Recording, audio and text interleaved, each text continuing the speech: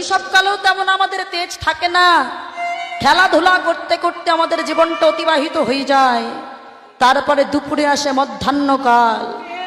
এই মধ্যাহ্নকালে জীবের পিপাসাটা একটু বেশিই পায়। সেই সময় দেখবেন মাথার উপরে সূর্য থাকে, যে সময়টা মানুষের হলো যৌবনকাল। ও মায়েরা, তখন আমাদের শরীরের বল থাকে, রক্তের বল থাকে, বাড়ির বল, গাড়ির বল, কিসের? হরির বল আমাদের কাজে লাগে না। কোন দিন লাগে?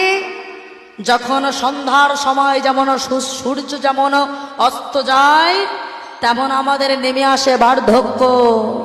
আর বার্ধক্য সময় বলতে হয়, ও হরি, দিন তো গেল, সন্ধ্যা হলো, পার করো আমারে। বলে আগে থেকে পারের করে দিলি না।